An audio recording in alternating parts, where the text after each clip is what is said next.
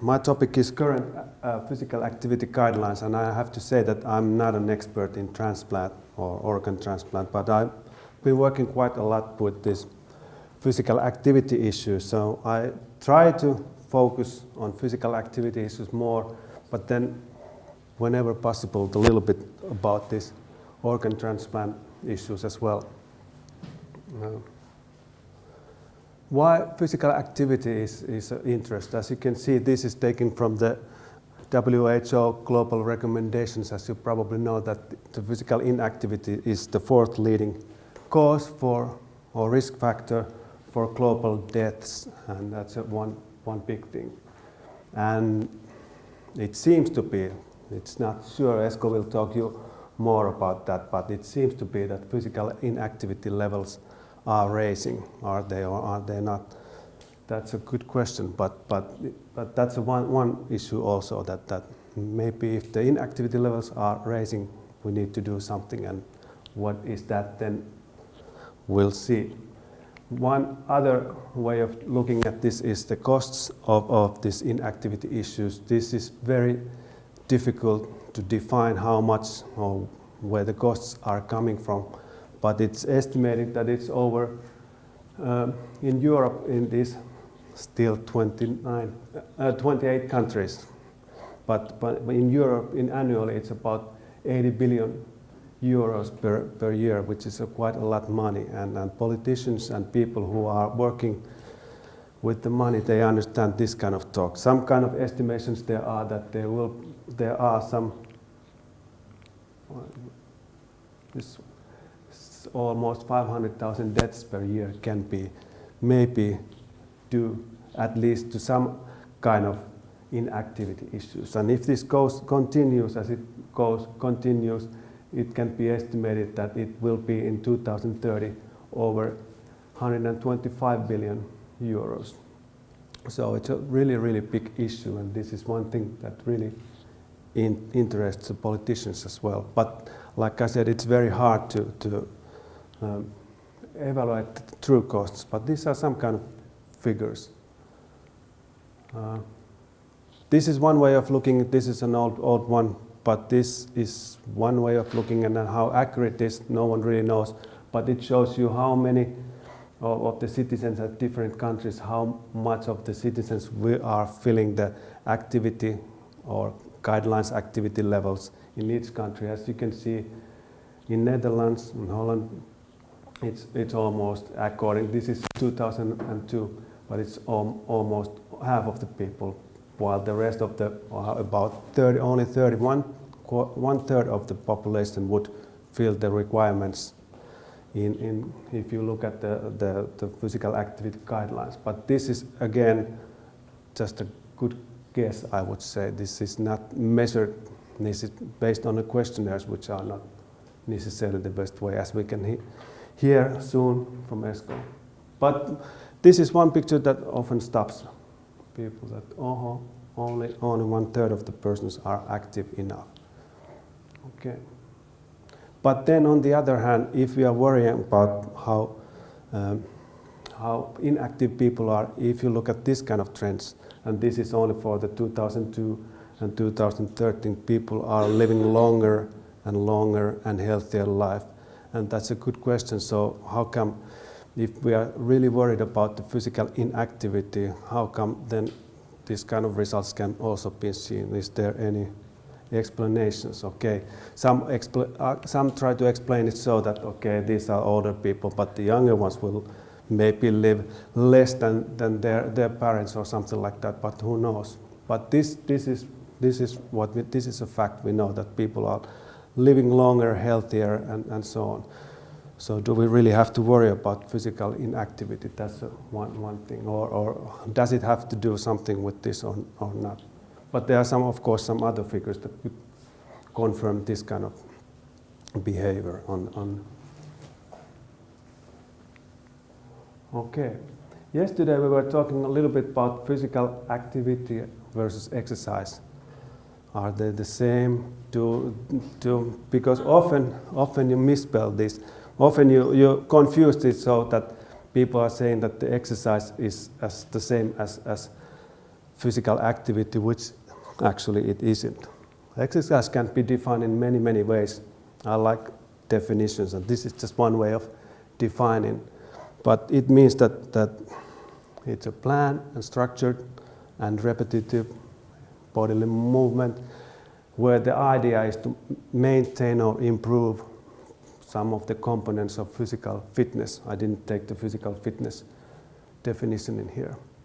Whereas physical activity can be defined like this. This is physiological kind of definition, but it's any type of bodily movement produced by skeletal muscles that are resulting in energy expenditure. So I'm physical active now, you are physical active now, but then the other question is that physical activity enough or not enough? And how much do we need to be active? But I'm not exercising at the moment. It feels like that, but I'm not exercising. But I'm physical active. So these two should not be mixed together. And one problem with this, to me at least, with these physical activity guidelines are that people are talking actually about exercises. They are not talking about physical activity. If physical activity counts for every minute, every hour of our lives, the exercise is only maybe hour a day, hour a week, hours a week, or something like that. So we do physical activity guidelines, but they are talking about exercise, and that's, to me, it's a little bit confusing. But we'll talk about, Esko will talk about more about that. I took this sport issue because yesterday there was some discussion with Heikki Tikkanen, what is sports, and there are of course lots of definitions for the sports, and I like this one because there is the rule thing that quite often you have some kind of competition there, and then you have some kind of rules, even though you make the rules by yourselves, but can be made by someone else as well. So it's a little bit different definition than exercise or physical activity. But then I found yesterday, while I was Googling while Heikki was talking here, I found this. And this is interesting in how the sport can be redefined and what kind of dimensions can be there in a sports issue. So this guy is playing video games and he's a sportsman. He got his visa for USA as an international recognized athlete. So if the government says so, he must be a sportsman. I was watching for a little time on TV. Was on during the weekend. They had this huge gaming, and the prizes were like 1 million euros for there. So there's lots of money going on this esports or whatever. Are they sportsmen or not? Definitely they are physical active while they are playing, but is that active enough to maintain their health or not? That's another thing. Nobody actually knows. Or how much you can play, how much is it, does the training make them sick because they start to play, how much they can train and not becoming sick. But we maybe can or need to define the sports over and over again. This was one from Wired magazine taken from. And here are some well-known researchers, Powell and Blair and so on. But they had an excellent article, Physical Activity for Health, what kind, how much, how intense on top of what. And they were also saying that while you are talking about physical activity and health, leave it like that, and the exercise is good. I don't have anything against exercise. I exercise myself. But once you start to talk about exercise, then it's sometimes a little bit confusing when you mean physical activity, and especially with the health issues. And I like this article for some reason. But back to the physical activity guidelines.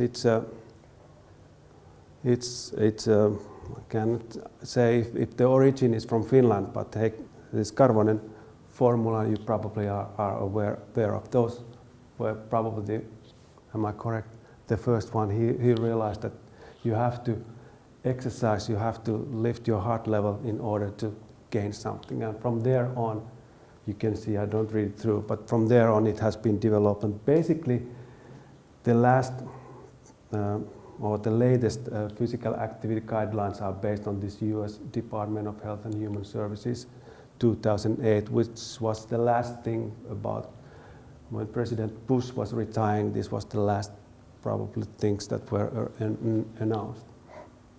And little bit shifting, but basically those are the guidelines that still are, I could say, all over the world. And even if you look at some patient or different subject groups, they are still the same, the guidelines basically. Little minor things differently, but basically they are the same. I took this one. This is the WHO 2010 Global Recommendation for Physical Activity Guidelines. As you probably can see, this is for the youth and children from 5 years to 17. Accumulate at least 60 minutes, moderate to vigorous, and so on. I'll come back to moderate and vigorous very soon. About the same thing for the adults. This is for the 18 to 64 years age, about the same. But see, 150 minutes moderate intensity physical activity or 75 minutes of vigorous intensity. Now, just to remind you that if this is physical activity, what do you do with the rest of the day? Or there are in a week there are 168 hours. So if you exercise in a week 75 minutes, which about hour and 15 minutes, so you still have 168 hours. So this is not necessarily a physical activity guideline. It's a sort of like an exercise guideline. And is this enough or not? We don't know that for sure. But this is how it's often defined. The Finnish version is like this: activity pie. Esko said that this is one of the most expensive pies ever built in the world. But it tells the same thing. It's just put in this form. But you can see the same minutes in here, hour and 15 minutes in here, or if you take it a little bit slower than 2 hours and 30 minutes, and then take some, in addition, some muscle strength or balance training, whatever it is. And this is for the adult. Then we have for children and for the elderly people, the same thing. This can be found on this. You have all received this one, physical activity guide, and it's inside here on page 6. Okay. Almost have used my time. Then this is the age 65 and above, but the same. Yeah, sorry, too fast. There are some physical activity guidelines for specific patient groups or different groups, and this is for like diabetic people with diabetes, and as you can see, it's about the same. Maybe if you compare to other guidelines, this is really encouraging people to do some muscular strength training. That's maybe the biggest difference in this one.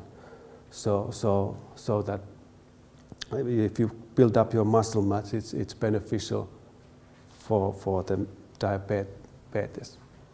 I didn't find any. Maybe it's me, but I didn't find any particular physical activity guidelines for transplantation people. They are often referred the same things that are in general public, as this is for the renal transplantation, and it's recommended at least 30 minutes moderate intensity physical activity 5 times per week, which is about the same as the normal one. Something like this can be found, but not really anything bigger. So this is a Finnish first version of physical activity guide, and if you take a look at the content page, it has some physical activity guidelines, but it's a quite a lot of exercise things, which is good for people who exercise. But if you think about normal person who has never exercised, maybe this is too sporty or something. Maybe it's good. It's good, but maybe there would be a need to develop or have a new one for those who have never been an athlete or never been really interested in about sports or something like that. And the good thing is that it tells you about the restrictions, and if I would be a patient, I would probably try to seek some kind of advice. What can I do? What I should not be doing, or something like that. And that's a good thing also to remember. Something like that can be found. I try to seek this kind of thing. This is also when you're talking about motivational issues and things like that. So remember this fear of movement. There are some ways to analyze this or assess or measure this fear of movement, and of course this self-efficiency can be also measured. And these kind of things, when you think about the motivation, should you first try to somehow influence on these before you try to even to offer these guidelines? I don't know. Each person is individual. But this is very new one. This is 2016, this year, for instance. I have this article if anyone is interested. Very quickly, I'm running out of my time. Specific populations, we don't know, not too well. How do we have to exercise? These are just the good guesses. We don't know the physical activity and specific health condition relationships, not very good. We don't know how much we have to do when and so on. Very limited. We don't know really the physical activity and health dose response really. We know how to exercise, that it brings up something, but how is it affecting on individuals' health? That's still, especially on the higher or low ends, it's still unknown thing. We don't know the thresholds, not very good yet.